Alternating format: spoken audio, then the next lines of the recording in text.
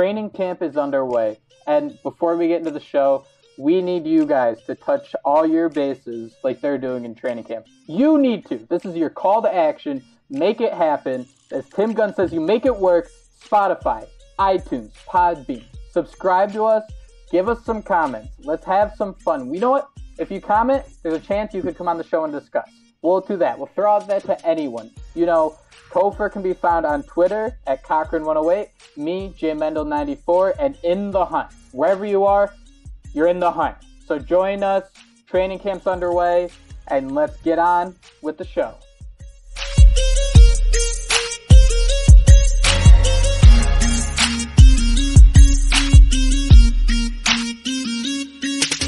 And we are back for the 8th week in a row, which is actually pretty consistent, pretty impressive. We are here. This is the In the Hunt podcast. My name's Jake Mendel, and always, Topher Cochran. Topher, training camp is here. Gesicki's catching one-handed touchdowns. How jazzed up are you? My jazz hands are up right now. All the way. The one part is, we're consistent with everything of what we're doing 8 weeks in a row. Consistency is what matters. Exactly. All right, we're doing our job. And so you got Gesicki with the jazz hands coming out, one-handed jazz hand catches, by the way. You have a whole bunch of stuff. We have a bunch of training camp MVPs. We have, how the hell are they going to go ahead and use Albert Wilson talk? It seems like it's a Dolphins staple every single year. But Jake, what do you got for us? I think it's a really exciting week because from now on, well, till the end of August, we're going to rely on people tweeting random shit, and we're going to be like, all right, this is what's happening. These are the plays, overreaction, underreaction. We have, is Torrey McTyer the next, Darrelle Revis? Jordan Phillips is skinny. We're going to get into that and so much more this week. We have two pretty fun guests. Let's start with Thursday's guest. We're going to have Houts on to discuss Miko Grimes. I guess that's just the best way to describe it. But today, we have Travis Wingfield of the Locked on Dolphins podcast. And we decided it'd be really interesting to put one rule for the entire podcast. We're a podcast with no rules, but Topher, what's our one rule? We don't talk about Fight Club. Touche. Okay. All right. You ready for him? I'm ready for him. Are you? Oh, I think I'm ready for him. All right. Let's go. Okay, so Travis, thanks for joining us. And as you kind of heard before the show, we are miserable about the fact that we don't have people tweeting to us today about training camp. What have you done to ignore the fact there was no football happening today? I took a nap. That was probably the highlight of the day. Sat on the couch for a little bit, watched some Rick and Morty, and that's pretty much it, man. I told you guys before we went on the air that I'm actually in a college class right now. I did some homework, so that's not a lot of fun. I know I'd be talking about the team, but here we are. How upsetting is it when you're just, like you're probably sitting there watching Rick and Morty and you just scroll and it refreshes, and usually during training camp you're gonna refresh, get 20 new tweets. How depressing is it when you only see 3 or 4 at a time? And it's something about like bare ass and toilet seats or doing 4th and inches or whatever it is, and that's all you get. That's how it was the last. You're doing 4th and inches? No. Well, that's pretty much Dolphins updates from the beat writers and stuff, and then 4th and inches on my timeline. So today was just 4th and inches. How hard is it for you to follow the team being all the way on the West Coast, especially with the 8 in the morning practices? Not hard. I mean, the internet's pretty cool, and it's 2018, so these updates come in fast and furious like you guys get them. Same beat writers available to me and everything, so I do pretty much wake up to the end of practice and I'll click on certain beat writers' timelines and I'll go to the press conference videos and that type of thing. But yeah, it's not tough. I mean, I get just as much content out here as anyone else. Every year, there's someone who just impresses so much in training camp. Well, they either impress or they only impress Omar Kelly. Wait, Jake, we are not announcing what we need to announce. This podcast will take place, and what we will get out of Travis is no Ryan Tannehill. I thought we weren't talking about the Fight Club. That's the only thing we're not talking about is Ryan Tannehill. Well, Travis can. Yeah, my bad. Anyways, go back to it, Jake. Yeah, you just broke the first rule. Oh, my God. I'm like I just got hit by a defender and I'm all shook up. But so every year there's one guy who just impresses the hell out of everyone in camp, or even just impresses Omar Kelly, and we live to tell the story each year about their impressive spring. One of my favorite was Sean Smith when he made the one-handed catch, and I think everyone remember that forever. But Torrey McTyer is balling out right now. Do you think he's legit? He was one of the guys that I had on the back end of the cornerback depth chart at the start of, the whole camp thing. And I find it funny because I think it was Tony Lippett on day one had the impressive day and everyone's talking him up. And then the next day it was McTyer, and now he's apparently stepped back a little bit. So, I take these reports with a grain of salt, but I went back and watched some of his reps from last year because he actually played like 15 reps in the Patriots game. He had 12 snaps in the Chiefs game. I got a chance to watch some of those, and he doesn't get beat badly. Like there's none of those really bad coverage routes where that he has. I mean, he got a couple of passes caught on him, but for the most part, he played well in a limited role. But I think that, like you said, it's more just that's camp talk and stuff. We're going to see more from these guys once the games start, but I would really hold off on that for now. Out of McTyer, Tankersley, and Lippett, who would you be least comfortable with as the number 2 corner? McTyer. I mean, just because of an undrafted free agent last year that's only played, 35, 40 snaps in the NFL. I don't like Lippett as much as most people do. I think he's very stiff, doesn't really have that long speed. He can track the football really well, which is a nice trait to have. But I think Cordrea Tankersley is by far the smartest, most technically sound cornerback we have in that group right there. Now, I'm going to fast forward this to week 1. What's the secondary going to look like? Is it going to be Minka starting? What are they going to do with TJ McDonald? We obviously know Xavier Howard and Rashad Jones are going to be your starters. But who's going to get the nod in the other positions? Obviously, you have McCain in the slot, one of the highest paid slot corners in the league. He'll play there. And he should get some more looks outside of just nickel packages this year. He should play a little bit more. He's increased his rep load every single year so far in the pros. I expect that trend to continue in 2018. I would go with Tankersley on the outside. On the other side, like I said, I just think he's the best one. And then, Minkah Fitzpatrick, I think, was drafted to play every single snap on this defense.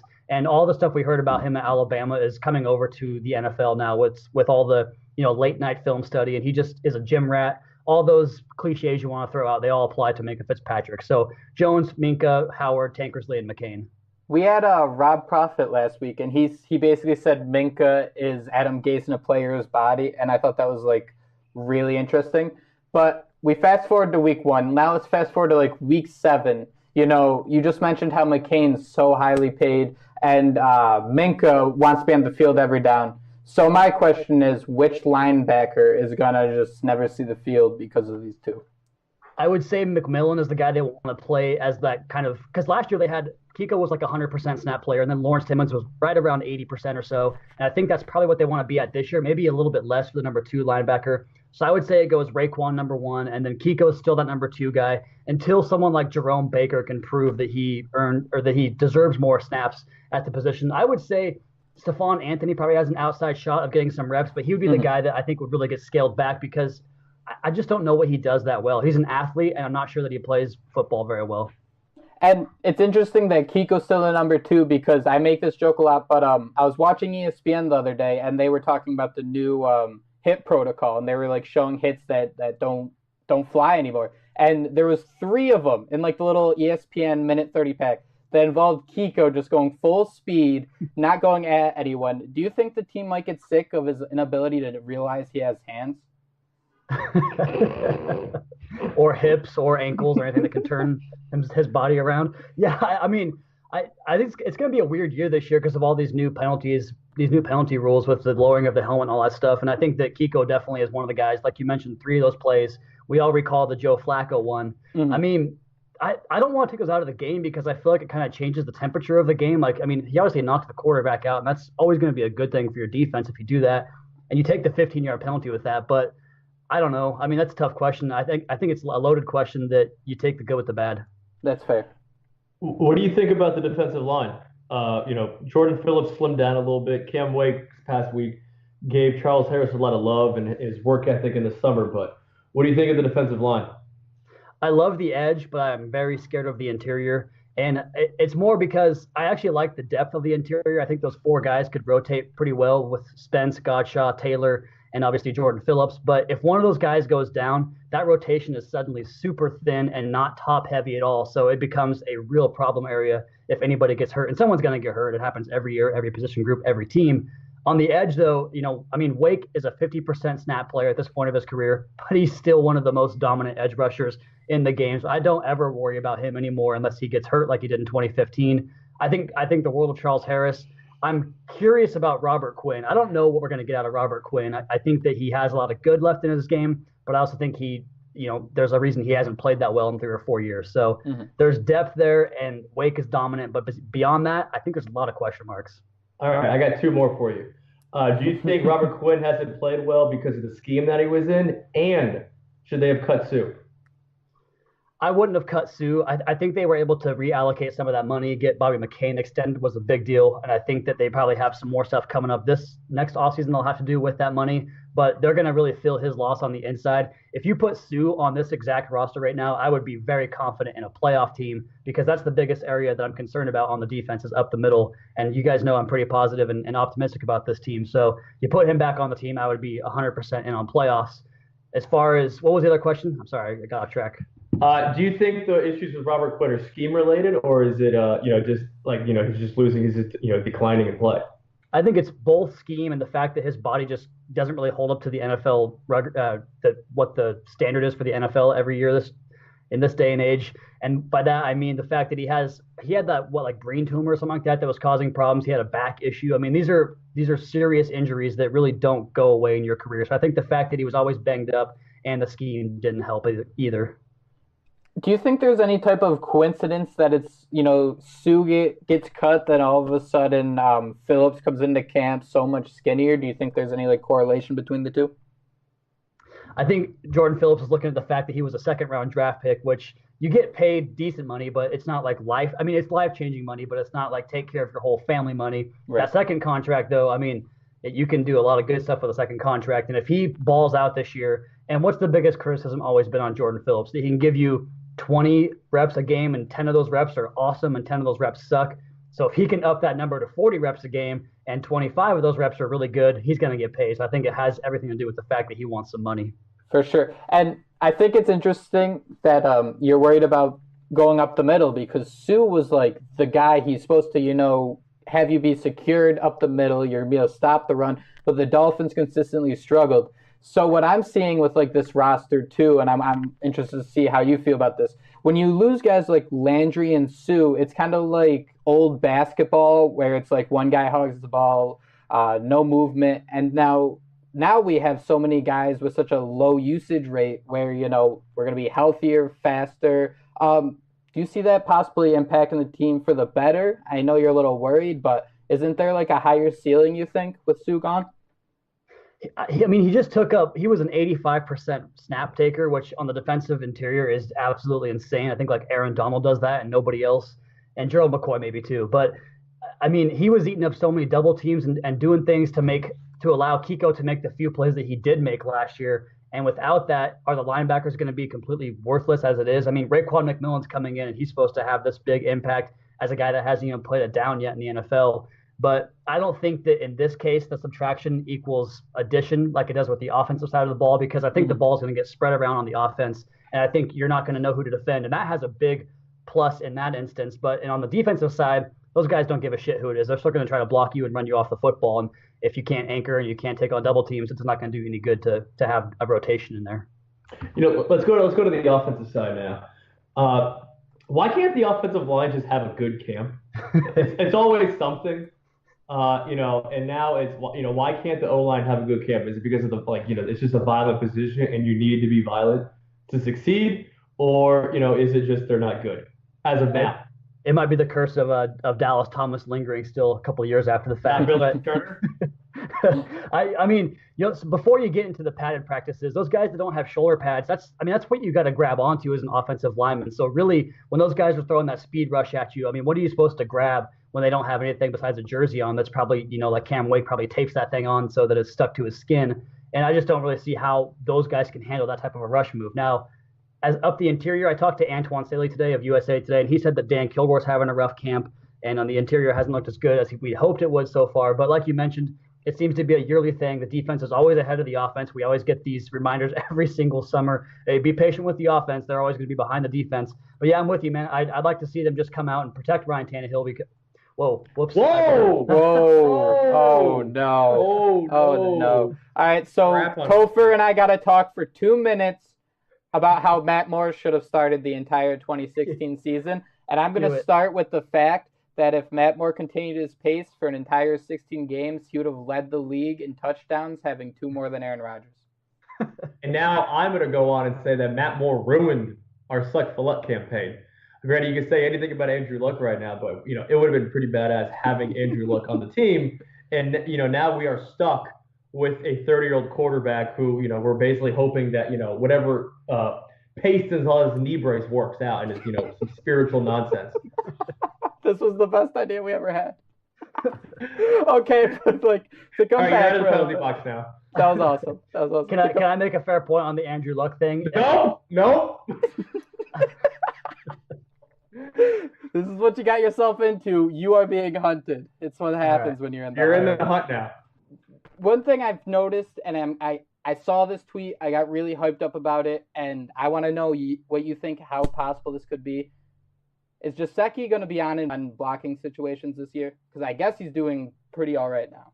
I think a lot of what he's going to be asked to do is basically just the will to do it or get in the way. And we saw some of that at Penn State. If you're going to ask him to line up and be the focal point of a block, like Durham Smythe was at Notre Dame, you're not going to have success in that play. But he can do things like wall off the edge or seal the edge, that type of thing. And they can do a lot with scheme and pre-snap motion, that type of stuff, to get him into an advantageous position, whether it's in the passing game or the blocking game. And you guys see the videos of him making catches. I mean, it's the same thing we saw at Penn State. He's just physically better than everybody else in the way that Rob Gronkowski is. And I'm not saying he's going to be Rob Gronkowski, but that type of athleticism shows up on Sundays. And I think that blocking be damned. You got to get him on the field because sure. I don't know if I'm sure you guys saw that one-handed catch he made on the back shoulder throw. I mean, how stupid is that? And how often do we see the Dolphins not be able to throw that route because we don't have a guy that can haul in those catches? So I think that you have to get him on the field, blocking or otherwise. I think one of his coaches at Penn State quoted that tweet of the one-hand catch. He's like, yeah, this isn't even in like the top 20 of his highlight reel. And how can you not be hyped up about that? I'm like losing my mind over here that we got to wait another month to see this guy, dunk on the Patriots. And it's like, why do you want to know how well he blocks? It's like asking Rashad Jones to play a deep center field. That's not what he does best. Let him do what he does best. Sure. So, Travis, you had this tweet out the other day where it said Groundhog Day, and you kind of gave your preview for the wide receivers. Can you explain that more? Because this is what you wrote this is what you tweeted out. I mentioned Devontae Parker's best routes being in-breaking routes, slants, square-ins, and digs. But if he could add nines with the comebacks and bag shoulders, that would be the next step. Mike G is ready-made option at X slot if Parker can't figure it out. And you actually quote tweeted the video you were discussing about. So what do you mean by that? So a lot of times when I watched the All-22 last year down in the red zone, Devontae Parker gets all of these boundary side looks where he's one-on-one with a cornerback. And what that means is the ball's on the close hash, so it's the short side of the field. And he has an opportunity. Against LA, right? Like against LA a couple of years ago where he made that catch, that game-winning catch? Dude, where was that last year? It was 2016. It was nowhere to be found in 2017 because he was locked up. He couldn't get any separation. And I posted a video, and this goes back to Jarvis Landry, showing elite receivers and what they do to get off that type of coverage and how to win with either a two-way go or a one-way go. And these guys are consistently beating those coverages for touchdowns down in the red zone. And Devontae Parker cannot get off of it to save his life. I talked to my buddy, one of our staff writers at Locked On Dolphins, Andrew Mitchell, who was at practice. He said that Xavier Howard completely blanked Devontae Parker on the day that he was there in those same situations. So I see a guy that really struggles with his release, with his get off, and the ability to create separation in tight areas. And if he can't do that, you need someone like Mike Gesicki who can catch the ball in a crowded area, which, I mean, Parker does it sometimes. He high points the football really well, but he also struggles to make catches when it's contested like that. So I think that if he can't do that, if he can't improve on that part of his game, get him the hell out of there and put Gesicki in the game. So I think this conversation was intercepted by the defense because I want to ask you this question. I am trying to make this the hashtag, the nickname, whatever you want to call it. Could you see Minkah Fitzpatrick becoming the hashtag Gronk stopper?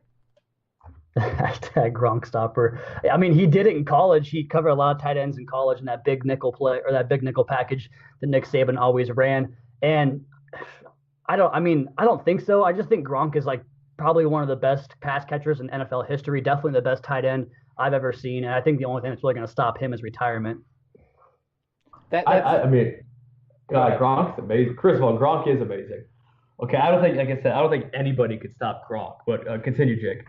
No, someone's going to stop him. And if you're ever bored, I want you to go on Twitter and search hashtag Gronk stopper, and see the names, specifically Jet fans, tried to associate with that title, and you're gonna shit yourself with how bad these names are. Where you're just like, oof, I can't believe that it would ever happen. Is it worse than Deion Jordan? Yes. Oh my God. I don't even think you were. You might have been on Twitter, but the peak I don't conversation know. Yeah, I don't know if you were. of is Deion Jordan a linebacker made me want to like rip my hair out. That was. Oh my God. There was like a GoFundMe account to make Deion Jordan a linebacker, and my head was just like corner of a desk, just slamming it over and over. Who's a name that we haven't heard a lot yet? Who's gonna? I'm not saying they're gonna be like a starter or anything, but who's gonna be someone who's still gonna make like some noise over the next couple of weeks that we aren't really aware of? Because I want to pick Kalen Ballage, because even though I love Kenyon Drake, I think Ballage by the second half of the season is going to really start having an impact, but we'll save that. As far as training camp goes, let's go, I'm looking at the roster right here. I think Jakeem Grant really, I've been higher on him than most. I look at what he did last year with that limited role when he kind of became a specialist type of player. And that game against the Patriots, that could have been a monster stats game for him if he just would have caught that one damn deep ball. And I think that he is on track to become not Tyreek Hill, because that's very ambitious, but in that same similar mold. And I'm sure you guys know Chris Kaufman on this and the work that he does for 3 yards per carry, talking about the different comparisons with Albert Wilson kind of being the guy in 12 personnel packages in Kansas City, and the way they were able to use misdirection with Jakeem Grant coming across Tyreek Hill coming across the formation, and then you shovel it back inside to Albert Wilson. I hope the Dolphins have a similar plan to that. So I think that he could really find a niche role in this offense where he is making huge plays. And it's not going to be like a volume thing where it's, 7-8 catches a game, but he has like 2 or 3 touches a game that can possibly change the game. He's that guy you buy cheap on DraftKings, and he just wins you a quick $100,000, right? Right. He breaks a screen past 70 yards and goes to the house. And it'll be so much fun to watch that. I'm a little outraged about this because the podcast name, In the Hunt, it relies on a few things for you to consistently be in the hunt, and that is not necessarily shaky kicker play, but some really, really good, and then a couple games where you're like, wow, I can't believe we missed 3 field goals. What on earth are the Dolphins doing with their kickers right now?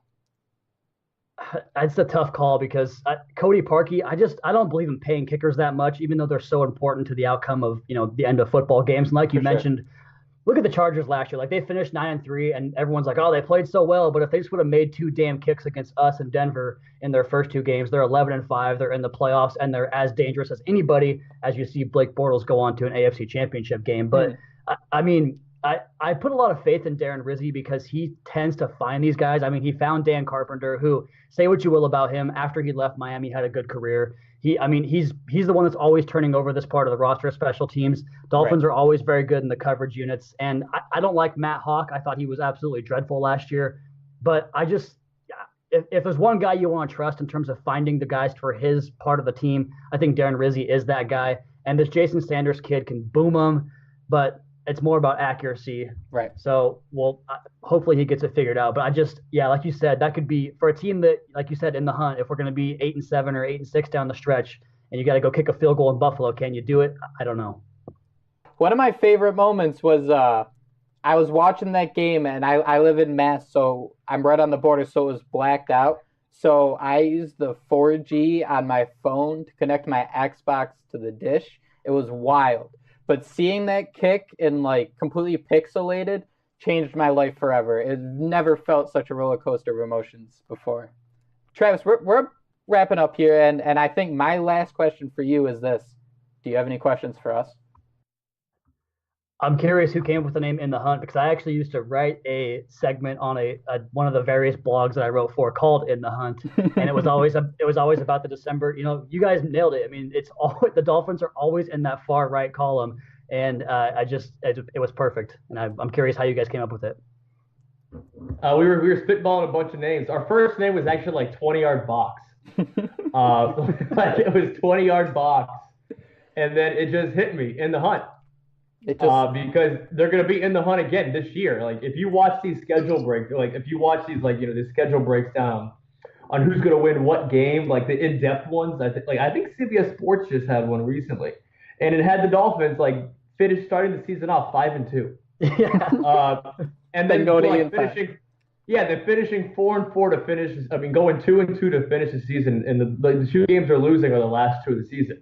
So, which means they were probably going to be 8-6 heading into the last 2 weeks of the season, and they lose them, and they go 8-8, and that's so like it's gonna happen. Like it's going to happen as bad. I don't want it to. Like I don't think we all want it to, right? But no, you guys are no, I like being miserable. But you're off that like 3-13, 4-12 train. Never was. My argument has always been we're not that bad. Okay, but we're not that good. Like we're not awful, but like we're below average still. If that makes any sense. Like give us our crappy credit. It seems to be like if you're not in the playoffs, you're in that bag in terms of like national media perspective. It seems. But Travis, this was actually a lot of fun. You'd owe us maybe like a written apology for breaking the rules, but other than that, it was really cool talking with you. Yeah, you gotta make it a note on your iPhone. a note apology on the notes app. Like you gotta come out about some huge scandal, just like you can tell that your PR guy wrote the entire thing. Yeah, it's just completely off of my own voice. Well, I have a question for Topher though, if we can, before I get out of here, because absolutely. I'm pretty sure I wanted to murder that guy about 6 or 7 months ago when I first really became a Twitter, a mainstay, and he was always in my mentions just barking up shit at me that pissed me off. He is the troll. He's so self-aware. He knows exactly how you're gonna react. He's like the puppet master. He knows all this stuff, what he's getting himself into. We had like I mentioned earlier, Rob Prophet last week, and Rob still has Topher blocked on Twitter. Yeah. So the thing is, it's really what it was. You were just a product of timing. All right. You probably just got on Twitter, or you tried to get, I guess, back into it, and you stumble into me, and that's basically like what happened. You just stumbled into me, and a lot of it has to do with I'm a Dolphin fan, and I love the team. I grew up, loving them, but if I see some tweets that just don't make sense, and it's I just completely like throttle it. And I'm sure what you're saying was making sense, but where I was mentally when I saw those tweets, they didn't make sense to me, and they were not registering to me, and I just had to go after you. And I'm not gonna lie, I will go after you again. Like, I don't care. Like especially like if whatever his name is playing like crap, and you come over here and try to sugarcoat it. Yeah, that's the stuff that like drives me up a wall. Is like, no, like, come on, guys, like the team's like crap. But I definitely get it. It's I have fun with it, and it's just really if you can handle it. Because like Jake said, I am completely aware of it. Like I'm completely aware of the whole thing. And if you're not aware of it, which most people aren't, then you know what? I'm sorry. So I'm just having fun. I came from like my background of football discussion was from message boards. Like I was on message boards back in like 2007, and it was that way for like 10 years. Mm-hmm. And I got on the Twitter like 18, 19 months ago, like basically when like right before Tannehill went down that 2016 season. And I didn't really understand because on the message boards, it was always like, be respectful. This is a family community, all that stuff. So I would see that stuff and I was like, man, this guy's an asshole. That's not allowed. And I got to come after him. And there was actually one tweet that I'll never forget. I want to say it was Christmas Eve. I was liquored up, and obviously I'm on the West Coast, you're on the East Coast, and I got back from my fiance's family's house, and I was doing something with a Ryan Tannehill project I was working on, and I said something, and you were like tweeting about Tannehill at 3 a.m. on Christmas morning, huh? And I knew you were gonna say something like that, and I had the response pre-prepared. And I was like, I'm not sure if I want to argue with a guy that doesn't understand how time zones work. And for some reason, that one always stuck with me.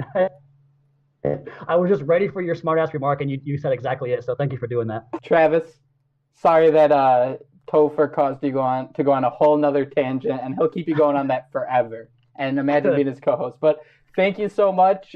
We'd love to have you back. This was a lot of fun. We might loosen the rules up going forward, but we'll see. Yeah, man, let's do it. Thanks for having me on, guys. Thanks, man. Topher, you want to hint to anyone what we got coming on Thursday? Yeah, actually, Jake, I will hint it. We actually have House coming back on. House is in the house. Our second House is going to be in the house. And the reason why we're having them on is, are we allowed to openly discuss it? Like, I'm not, I don't want our cast to get suspended. Is it like Baltimore? Are we allowed to say the name? Probably. I think everybody who listens and who's a Dolphin fan has a pretty decent idea. Geeko Minds. We'll call her Geeko Minds. Geeko Minds. Okay. We basically want to get House's opinion on it because one, I was out of town, and then next thing you know, I see chaos ensuing. That was basically it, and we had to get House back on, and this is another excuse to have him back on. Great, and House is awesome. People don't know this, and I'm gonna keep repeating it, but House is an employee of us. He's our official Madden and fantasy sports guru. And Madden's coming out next week too. Watch out. We might have some stuff planned. But for In the Hunt podcast, I'm Jake. I'm Topher. Find us on iTunes, like us on iTunes, follow us on iTunes. Have a good night. One like, one prayer. Fins up.